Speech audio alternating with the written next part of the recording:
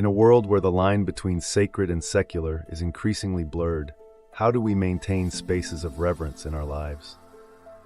Today we turn to an event that may seem out of place in the gentle narrative of Jesus' ministry.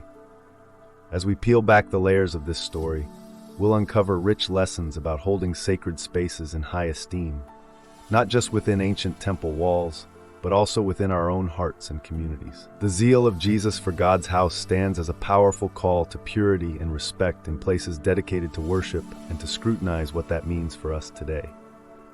Despite being known for his compassion, one of Jesus' most dynamic actions was cleansing the temple in Jerusalem.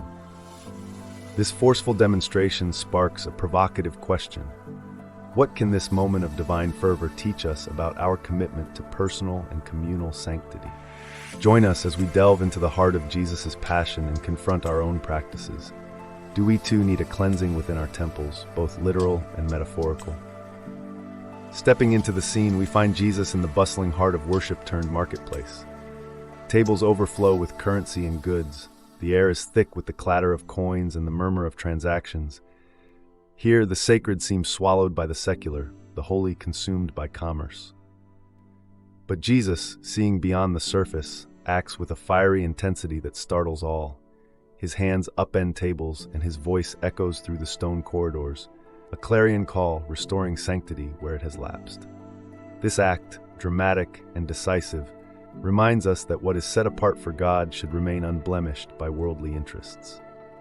Now take a moment to consider our own lives. How often do places or ideas we deem sacred face the threat of being undermined by modern-day market forces? Whether it's consumerism seeping into our festivals and celebrations, or social media algorithms dictating our attention during moments that should be reserved for reflection and connection, the challenge persists. Just as Jesus took a stand against the profaning of a sacred space, so too must we guard against allowing our own revered concepts and places to be diminished by the relentless intrusion of the mundane and mercantile. Through this lens, we re-examine the cleansing of the temple not as a distant historical event, but as a resonating lesson on reverence that calls to us across millennia, asking each of us to consider what in our lives needs to be zealously guarded and perhaps courageously cleansed.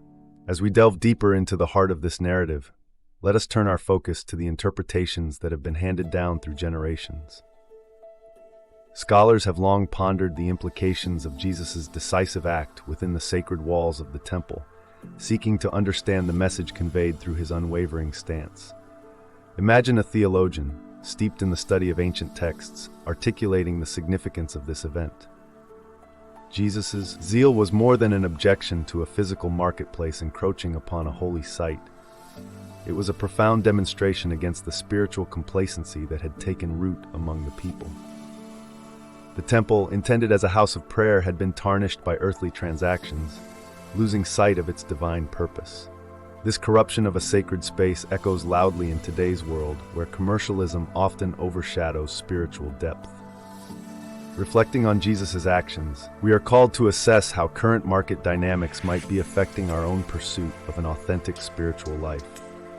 In a society saturated with consumerist values, where does one draw the line and reclaim the essence of what it truly means to lead a life centered around faith?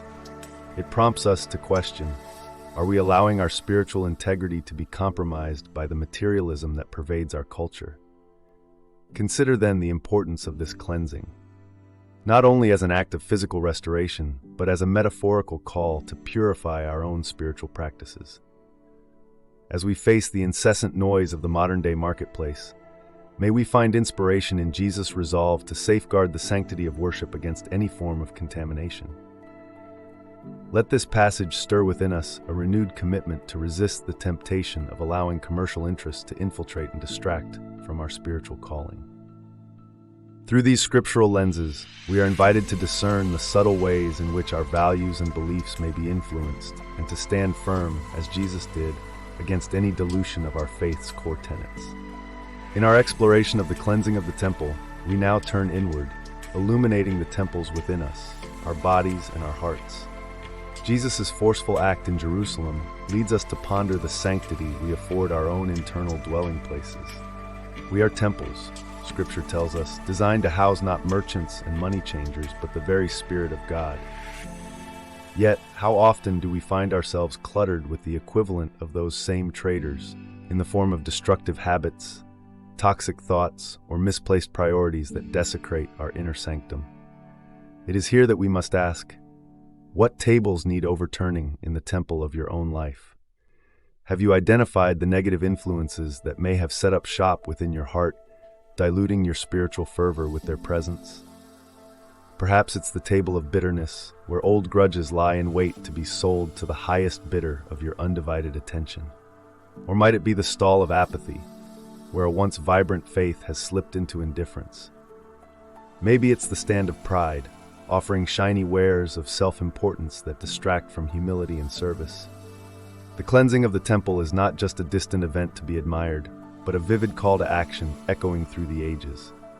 It is an invitation to reclaim and sanctify our personal spaces, to nurture a zeal for purity and fervor in our faith. Consider this moment to reflect on what needs purification in your life. Like Jesus, we have the authority to cleanse our temples, to cast out anything that doesn't honor the sacredness within.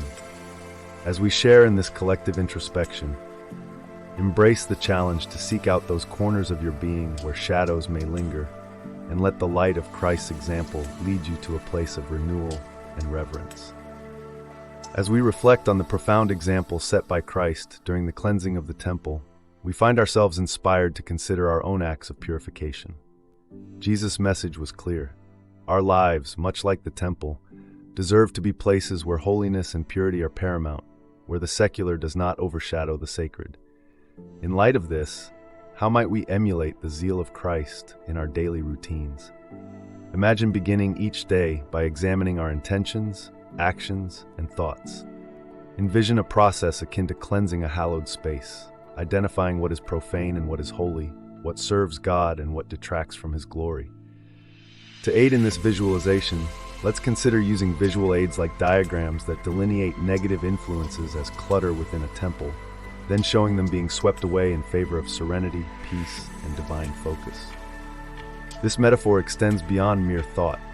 It translates into concrete steps that can be taken to embody this cleansing in our tangible lives. It might involve setting aside moments for prayer and meditation, or perhaps decluttering our physical and digital spaces to create an environment that reflects our inner sanctity. Take a moment now to think about what these steps could look like for you. It may mean establishing boundaries that protect your time with God, or maybe actively removing distractions that pull your focus away from your faith and community. It could involve deepening your understanding of Scripture, engaging in acts of service, or simply dedicating more time to spiritual growth. Whatever form it takes, the goal is the same: to ensure that every aspect of our existence pays homage to the divine light that seeks to illuminate our every action. Let us remember that as we make space for God's presence, we are not just cleaning out a physical or metaphorical place, but we are inviting an everlasting purity of spirit into our lives. It is a journey that requires intention and effort, mirroring the passionate resolve Jesus displayed in the temple courts. By aligning our actions with Christ's example, we recommit to a life that breathes reverence, where our every decision makes way for a deeper communion with the divine. Through this continual process of cleansing and sanctification, we uphold the timeless principle that our lives, in every sense, belong to God. As we conclude our time together, let us hold dear the enduring message that resonates from the cleansing of the temple, a call to sanctify our lives as homes of worship and bastions of spiritual fortitude. Let this biblical account remind us that the pursuit of purity in thought, action, and environment is both a personal commitment and a communal endeavor. The vibrancy of our faith hinges on the cleanliness of our temples, the spaces within us where God dwells. Like Jesus, may we have the courage to overturn the tables that disrupt our inner sanctuaries and welcome the zeal for God's house that purifies our existence. This is not just an act of defiance against the secular. It is an affirmation of the sacred, a testament to the power of God's presence in every aspect of our lives. In the spirit of reflection and connection, We invite you to share your journey toward maintaining sanctity in your daily life. How will you embrace Jesus' zeal and apply it to your context? What steps will you take to cleanse your temple, ensuring it is a place worthy of God's dwelling? We look forward to reading your insights and experiences in the comments below. Do not forget to subscribe for more explorations into the richness of Scripture and its application in our modern lives. Share this video with those who also seek to deepen their faith and understanding. For further conversation and study, join our online community where dialogue continues and growth flourishes. Together, let us walk in the divine light, and in doing so, illuminate the path for others to follow.